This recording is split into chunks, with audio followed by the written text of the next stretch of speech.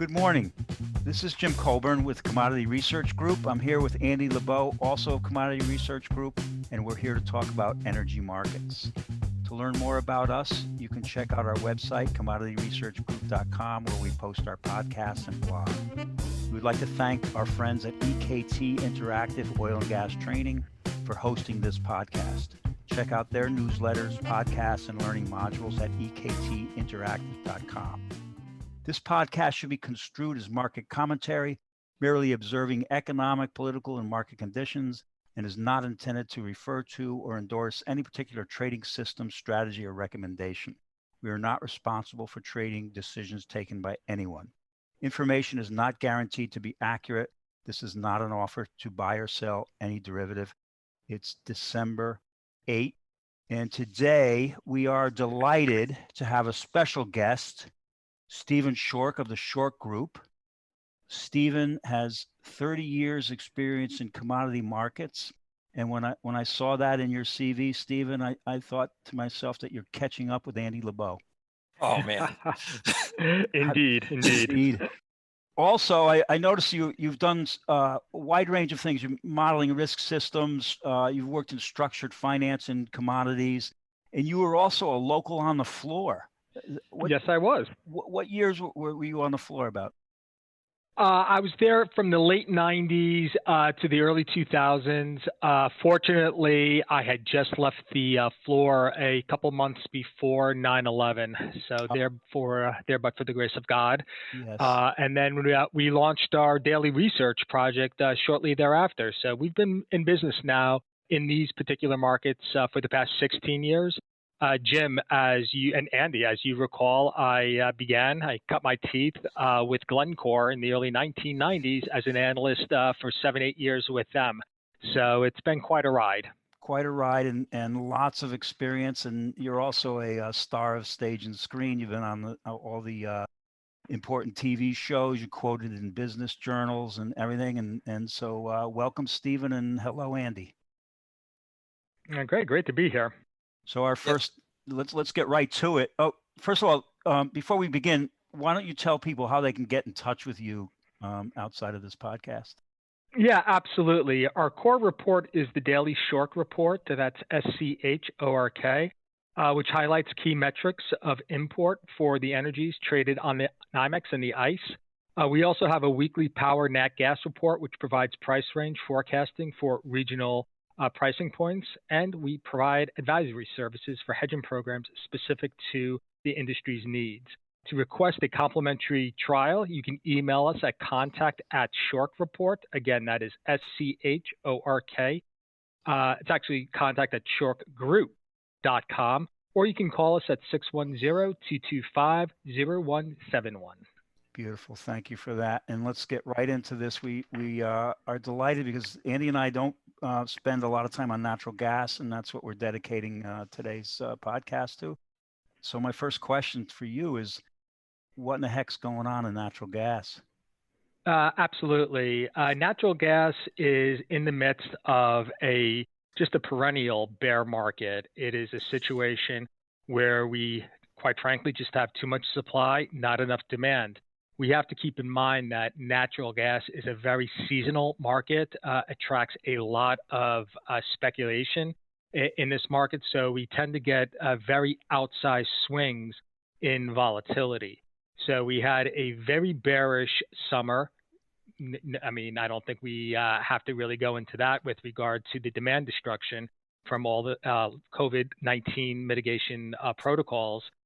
We did start to see a rebound in demand, and we did have a nice little rally at the end of the summer, early fall. This is a false rally. Natural gas, in my 30 years of trading it, is a very peculiar market. That is to say that it has a tendency to rally when we're in the shoulder months, so when weather-driven demand is at its most neutral. Then when we get into the winter, we tend to see prices fall off, and we tend to see a bear market through the winter, all the way through the end of the winter. And oddly enough, when we get into late March, early April, i.e. the end of winter into the spring, that's when we rally again. And we typically rally right until we get to the dog days of summer. Everyone's flipping on their ACs. We're burning lots of natural gas to keep those ACs going. And then markets tank. So it's a market that zigs when everyone expects it to zag. And we zigged a few weeks ago, but we're in the midst now. We've had our pre-winter rally, and fundamentals are taking over. Reality is taking over. And quite frankly, guys, we just don't have enough demand relative to supply, and that is quickly being repriced into the market. So the price has gone from around 340 late October to what, around 240 now. That's a heck of a zag. Yeah, absolutely. And as we know, anyone who's been around these markets, that is very typical of natural gas. Going back to the good old days when Enron was hijacking the California power market in the early 2000s, the destruction we saw during 2005 with that Atlantic Basin hurricane season, with a couple of notable hedge fund implosions here and there. This is a market that is extremely scary market. Now, I don't like to make this comparison. Well, I make this comparison lightly because I do have a child in the military, but trading natural gas is almost akin to combat. And that is to say, now, I've never been in combat, but all the movies I've ever watched, you're kind of sitting around in your foxhole, nothing's going on, you're playing cards, things are kind of boring, you get complacent, and then boom, that mortar hits, and then all heck breaks loose. And that is natural gas. It's a market that lulls you into this false sense of security. People, we're all humans, we like to trade, keep it very simple, we like to trade in ranges. Buy $3 gas, sell $3.50 gas, rinse and repeat. And we continue to do and trade and fade those ranges and you do it until it stops working. And when it stops working, that's when the dam bursts. And quite frankly, that's where we are now, that we were trading in that high $2, low $3 range, buy, sell, and then fundamentals are now taking over. And we've made that next tranche lower, as you said, from a 320 range down to a sub $2.50 range. Stephen, let's get into the fundamentals a little bit. First, on the production side, it seems that some of these production numbers are coming in somewhat higher than forecast. Is there a reason for that? I mean, was it a price response, or is it a response to what's going on on the crude market?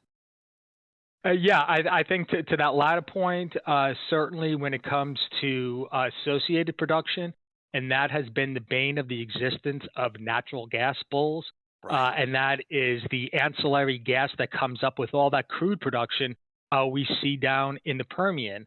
And in fact, if we look at the last drilling productivity report and the forecast going through into the end of this year, when we look at production, certainly crude oil production in the Permian is falling over the last 12 months. It's been falling at about 0.74% per month. But oddly enough, natural gas production in the Permian has been growing by 0.15% each month. And in fact, when we look at the 7 major shale plays, Anadarko, Appalachia, Bakken, Eagle Ford, Haynesford, Niobrara, and Permian over the last 12 months is the only shale play with natural gas where it's been increasing over the past 12 months. So clearly, we're still getting that production where we don't want it, because to add insult to injury, we're producing all this gas in the Permian. We don't even have a natural gas rig employed in the Permian. So this is all that extra gas that's coming up with that crude oil production. And so regardless of the yeoman's effort that's been made by the industry here in my home state of Pennsylvania to pull back production, it's still remaining much too high for the current demand fundamentals. Stephen, is that due to better collection? I mean, maybe less flaring, or a better takeaway capacity? Why is that increasing in the Permian? It is increasing with to your point. Now we just came out 2019. We flared more gas in that area than ever before, not surprisingly, given how strong that production is. But we're seeing increase, to your point, greater capacity. There's a significant amount of gas, pipeline gas, now flowing into Mexico. We've seen a large build out in takeaway capacity in pipes going down to the utilities in that's northeast Mexico. So we've had a nice rebound in or increase in demand there. And then, of course, the big story is LNG. And certainly we took our lumps back in the late spring, again, related to COVID. But LNG demand has come surging back. And really, that is what the natural gas bulls are really pinning their hopes on, because we're really looking at a market here in North America that does remain glutted, but there are indications that we do have strong demand in Asia and in Europe that will help deglut the market by the time we get through the end of this winter. How much extra export capacity can we get out for LNG? Yeah, right now, if we look through the end of the summer with LNG exports, we're expecting right here, and that is when I say we're talking about the EIA. We're looking at net exports to grow on average 13% per month between August of this year and March of next year. So effectively what that means is we're going to be growing in August from about 3.6 BCF a day upwards of 8.6 BCF a day. And when we look to the end of next year, we're looking at a significant growth all in all of 6.7% per month. So by December of 21, we're looking at capacity at over 10 BCF a day. Now, when you add that to, you net that out against LNG imports, and then you take the net of imports with pipeline, we're looking at a significant growth in overall export capacity. So we're only currently we're only about a third of the way there. So we have a significant amount of growth in demand. And this is really what the market, or when you talk to the bulls in this market, this is really kind of the story they're telling you. That is to say, the rebound in demand, mainly driven by LNG. Eventually, we get a rebound in demand here in the U.S., both commercial and industrial demand. And I am really skeptical of that, but don't tell the bulls that. And that's the story they're painting, that, you know, the kind of the de minimis pullback in production we've seen is not going to be able to keep pace with all this expected demand. Can you talk to us about the international? Is there a traded international price for natural gas, and what does that look like? Yeah, yes, like a forward market, I guess. Yeah, absolutely. We have a liquid forward market on the Japan-Korea marker, which is traded on the NYMEX, and that you can get reliable quotes for 3 months out. So we've seen in that marker, and that's the JKM marker, and we've had significant growth, a very nice rally in that market. We also have a very liquid market in the Dutch tidal transfer market, that facility. That's the TTF market, and that's a good benchmark for pricing going into Europe. So when we look at both of those markets through the end of this winter, certainly, and this was the indication going into the winter, and now we're looking at the spreads relative to the end of the winter. When we look at the basis, that is to say the TTF or the European marker, it's premium to the Henry Hub, and also the JKM, the Asian premium to the Henry Hub. Those values, those premiums to the hub have doubled since the start of the winter, and this is where the bulls are really leaning on, saying yes, you know, the net backs are there. That is to say, the economics to move gas out of the Gulf Coast are there, to get it through the Panama Canal, get it over to Asia, get it around the panhandle or the tip of Florida, and get it into North Europe. So the economics are there, indicating, you know, very strong demand. And we have to keep in mind spreads always lead the way. So when we look at the international spreads relative to the Henry Hub contract, very bullish. Conversely, when we look at the spreads on the Henry Hub itself, they tell a much different story, and that is an extremely bearish story. Well, certainly we've seen the contango in Jan-Feb natural widen, and the March-April has it looks like it's moving to flat. Maybe that might move into contango. Yes, yes, and yes. I'm sorry. Stephen, I was just going to say, Andy's idea of a widowmaker trade has always been the heating oil to gasoline. Right. Mine is the option players that sell options month in, month out, sell strangles, and then all of a sudden, it's doomed to blow up. And I guess he just mentioned the March-April widowmaker for natural gas traders. Yes, that is, if you're trading, when you start trading the March-April nat gas spread, you're now playing the varsity on that level. Yeah. I actually met a woman that lost a lot of money on March-April, so we can update it to be the widower maker as well.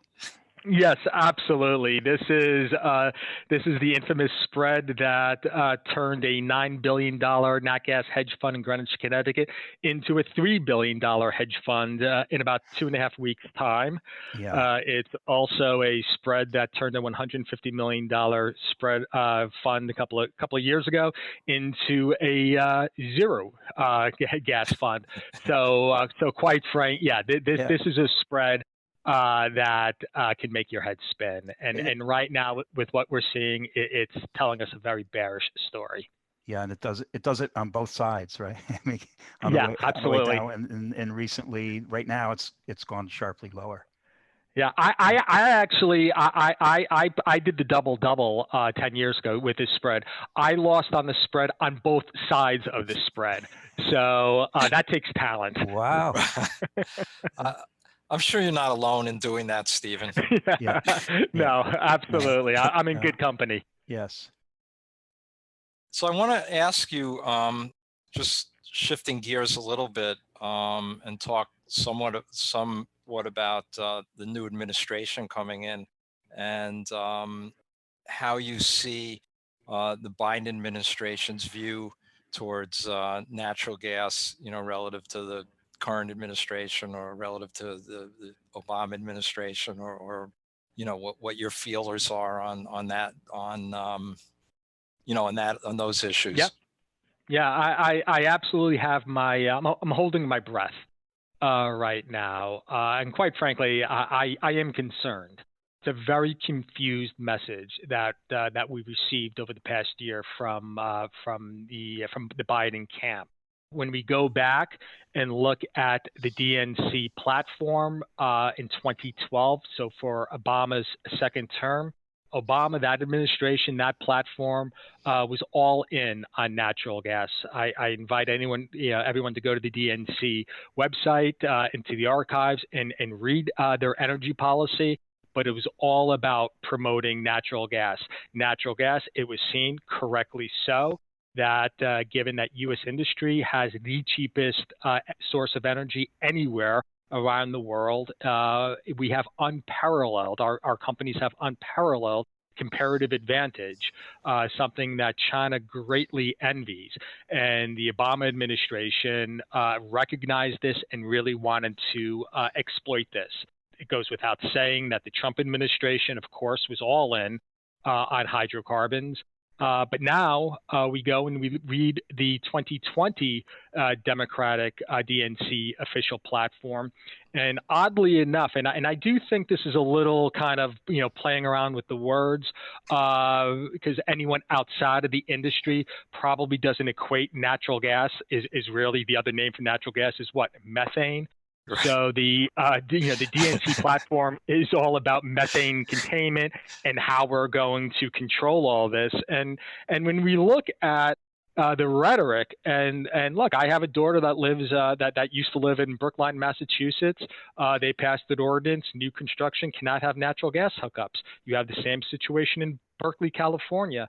So it really is we're really playing with fire here at this point.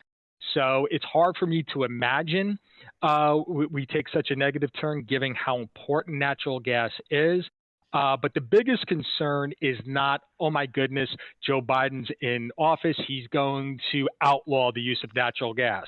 Well, that can't happen. I mean, he is going to ban drilling on federal lands. That's in the DNC platform. Right. But the bulk of it is in private in private hands. So really, that's a constitutional issue. You're not going to be able to ban that gas. But what you are going to do is you are going to violate the bedrock of capitalism, and that is capital flows to where it is welcomed and stays where it is where it's treated well. And the signals, regardless of which side of the political aisle you sit on, the signals are clearly that investment in the hydrocarbon is not welcomed and will not be well treated. So looking ahead for the next 4 years, we're looking at, I believe, as this money spigot into the industry is turned off, I would expect to see a tremendous amount of volatility in the years ahead. It's interesting. I think was it Warren Buffett just bought a midstream company, and maybe, I mean, you think their analysis was that we're just not going to get pipelines built going forward, and therefore existing pipelines will increase in value. Yes, absolutely. When we look at and kind of the transition we've been over the past 20 years, of course, when I was for instance, 20 years ago, when I was a buyer for a utility in the Mid-Atlantic, we ran peaking generation units, and we had an inventory of coal, of 2-oil, of natural gas, of course, and we would run our units based on whatever our cheapest BTU is, and we would bid our power into the PJM. So what I'm getting at is we had diversity. We had BTU diversity. That BTU diversity is no longer there. You can't burn coal, or at least in the plants we had, you can't burn coal. Of course, you're not burning oil. And so you're burning only one thing, and that is natural gas. So as we deplete our diversity in this area, as we continue with the rampant pace of the retirements of coal plants, and I imagine that's going to accelerate over the next couple of years, and when we look at the number of generation of nuclear generation that we're taking out of the stack, we really can only replace it with natural gas. Now, guys, don't tell me that we've got renewables, because renewables is nothing but another name for natural gas. So renewables, solar, wind, it does work in certain market areas, West Texas, Southern California, so forth. But in the greater scheme of things, California is still your largest net importer of electricity. Massachusetts is still a huge importer of electricity. New York State, a huge importer of electricity. What am I getting at? The states that are most up against natural gas are your biggest consumers of out-of-state or international forms of power.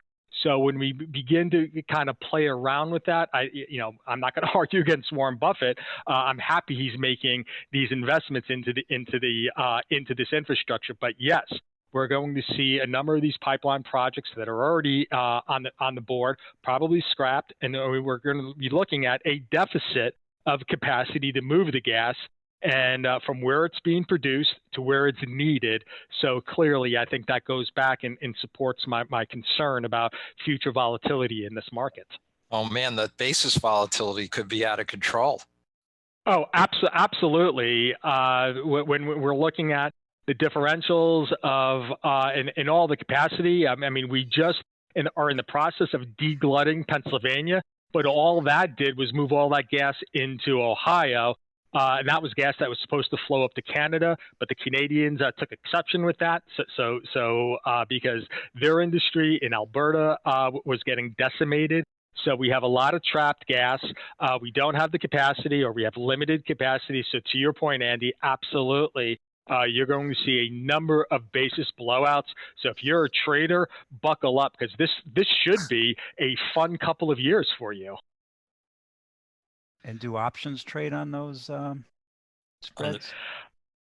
Yeah, well, options, I mean, these are more over-the-counter spreads. I would leave that. I mean, of course, we have a robust options market, as we know in the NYMEX, and certainly with what we're seeing and just in the increased of vol just the past couple of weeks alone. Again, as we referenced before, with that March-April spread sinking now into contango, and Jan-Feb sinking into contango, Feb-March inching towards that, and I think the cross-seasonal March-April finished yesterday on Tuesday of this week at just a 2-cent backwardation. That is going to slip in.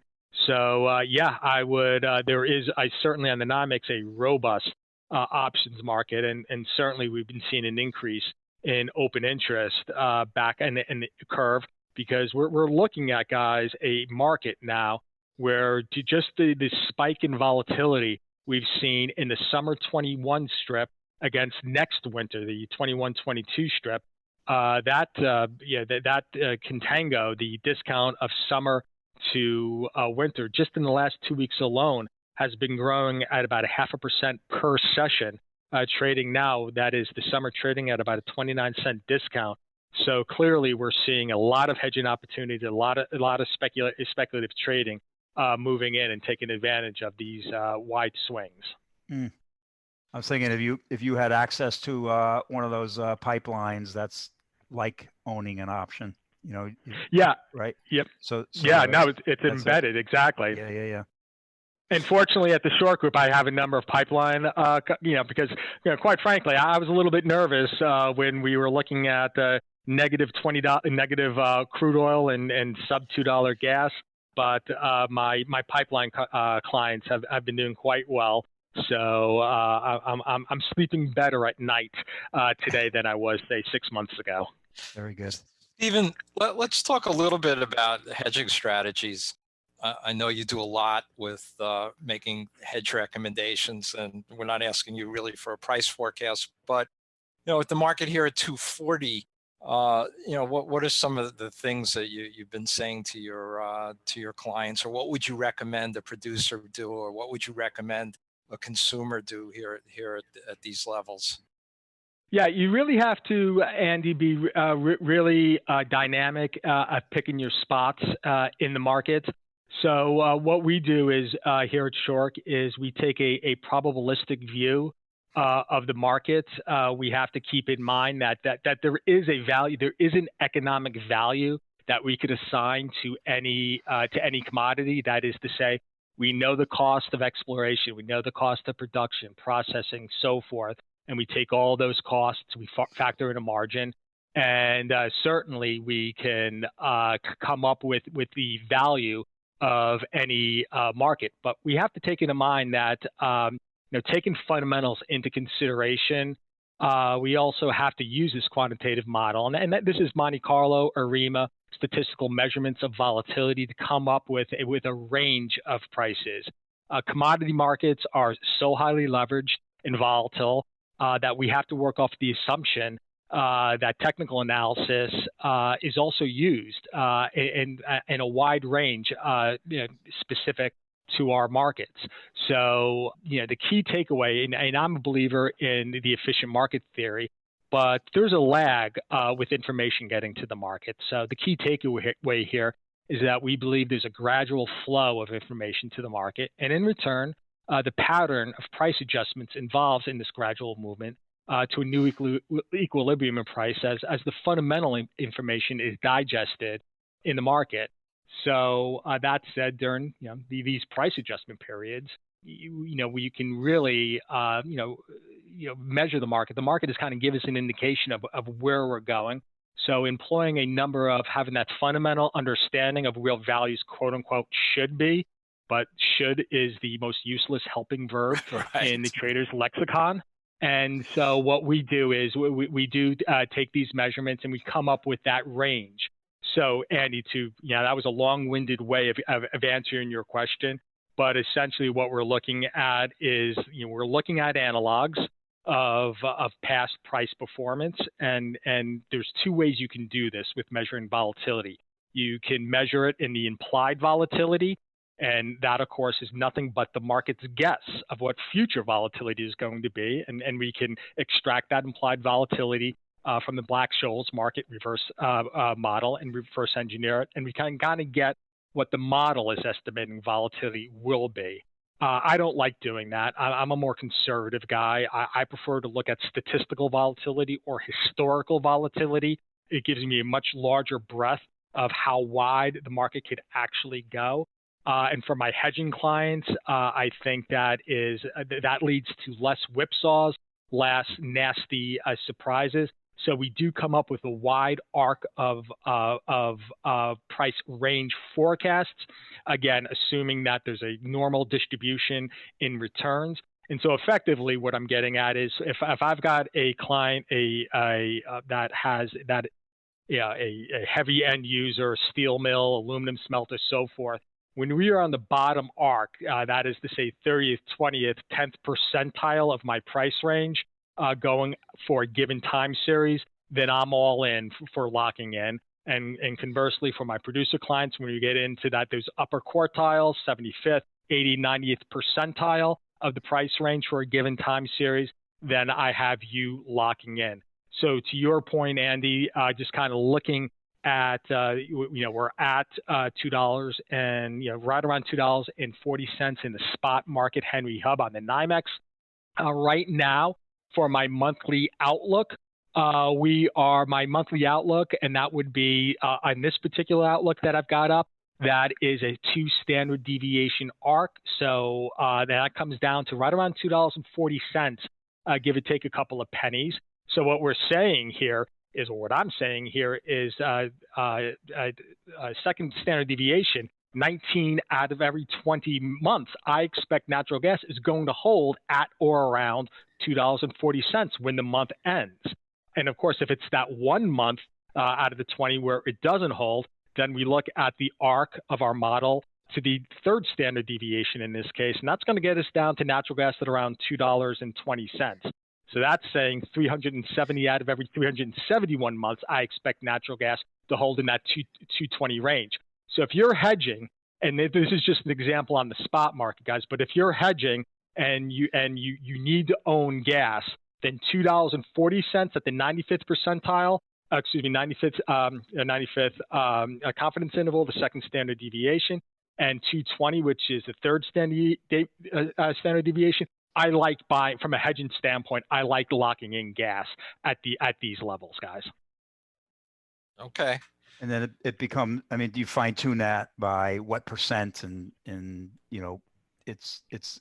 we dealt with airlines earlier in the year. And actually I talked to a country that was looking at locking in prices for 2021 a week before we went to -40. So prices have come down, and they were looking at locking in next year. Unfortunately, next year's prices didn't come down as much. I mean, yes. do you have that same issue with your hedgers? It's not just what today's price is what's going on in the month that they want to hedge. Yeah, well, just as an aside, I cannot stand the airline industry. Every time I have to fly and I can't even fit into my seat in coach, and why I can't stand it, guys, because as we know, in 2008, when crude oil prices were upwards of $150 a barrel, jet fuel prices were soaring, and then in 6 months, that was in June of 05. And then when we get, of 08, and then by the end of 08, crude oil prices are at $30 a barrel, and of course jet fuel prices had cratered. So I do a talk to the airline industry at Platts Aviation Week down in Miami, and I do my presentation. Now that we've had this crash, and I want the airlines to buy as much jet fuel as possible. First answer I get, I won't name the airline, but and this is when oil was at $30 a barrel, and said, Schork, why do I need to hedge? Oil prices are back to where they belong. And I want to strangle the guy, because he said no one was hedging, and now I'm sitting and I've got 3 inches between my nose and the seat in front of me in coach. So that's a sore topic for me. But to answer your question with regard to the back end of the curve, hedgers are very, and this is for you traders out there. This is a bit of an information, because the hedgers are reticent to lock in longer term out, because they're looking at what's happening in the forward curve. That they're looking at winter 21 gas that was trading at a 52-week high just a couple of weeks ago, has cratered by 50 cents a decatherm. Same for winter 21-22. So a lot of hedgers are just going to index and not locking in on the assumption that cheap natural gas prices are here to stay. And look, it's hard for me to argue against them because I'm not buying into this bullish thesis for 21 gas. So I really cannot say, look, guys, I'm saying it from a mathematical standpoint, from a statistics standpoint. Then when we look at volatility, we're really kind of like, I always use the analogy of a rubber band. You put a rubber band in between your hands, palms facing one another. And as you move your palms away from one another, that rubber band begins to stretch. And at that point, it gets to an inflection point. Either that rubber band's going to snap, or most of the time, that rubber band's going to regress and pull your palms back together. Well, our hands right now in natural gas out on the curve are pretty far apart. So I'm betting on that we are going to get a regression. So I'm trying to get my hedgers to lock in as that rubber band is stretched because they really are. They're taking the gamble. What's the gamble? Their gamble is at $2.40 gas that they could be buying $2.20 gas, or even, let's say, even $2 gas. So that's a 40-cent implied P&L right there. But on the opposite end, we know we can go to $3, $3.50, $4 just as easily. So you're taking a 60, 80, $1 risk to potentially gain 20 or 40 cents. That's not good poker. So, but we are humans. We tend to live in the moment, and at the moment, it's a bearish scenario. So hedgers are reluctant to hedge. And again, if you're a trader, that's probably music to your ears. Yeah, I mean, the other piece of that is a lot of these end users don't know what the demand for their product's going to be out 1 month, let alone 6 months. So Yes. you just don't know when airlines are coming back. You don't know how much steel is going to be demanded, et cetera, et cetera. So that's absolutely. It's difficult. And then if your whole industry decides not to hedge, you're also competing against other folks in your industry. And if none of your pals are hedging, you're all in the same boat. So yeah, I see what you're saying. It's like an opportunistic hedge right now, and it makes a lot of sense.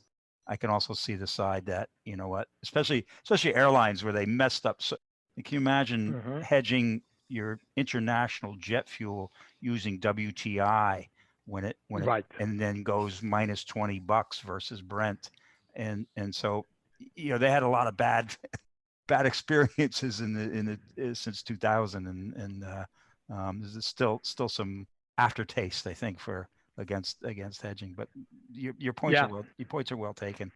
It's an art. It's not a science. Yeah, absolutely. And look, I strive to live in precedented times at some point in the future, and that's just not where we're at right now.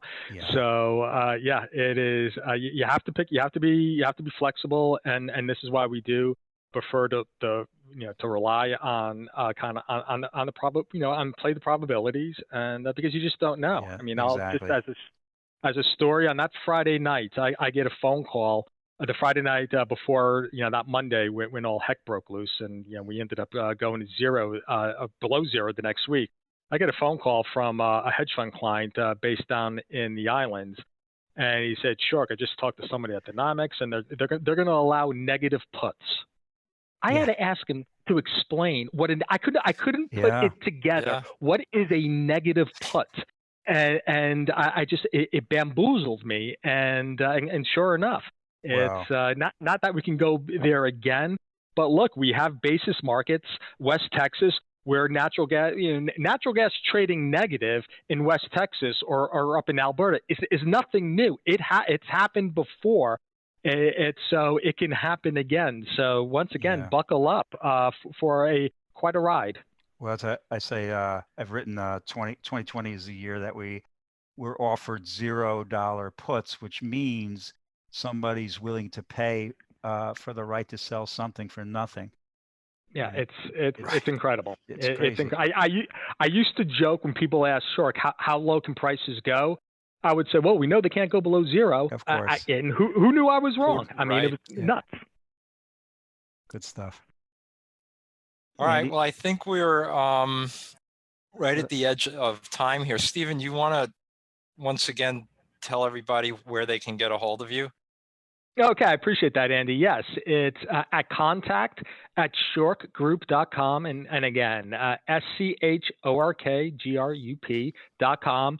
Or just give us a call, and that would be for complimentary trial. And as we've highlighted, we do a number of modeling for hedgers and for traders. I am a trader myself. Or you can call the office here at 610-225-0171. So great having you on. As you mentioned, we've known you, I guess it's 30 years now, Stephen. And Yes.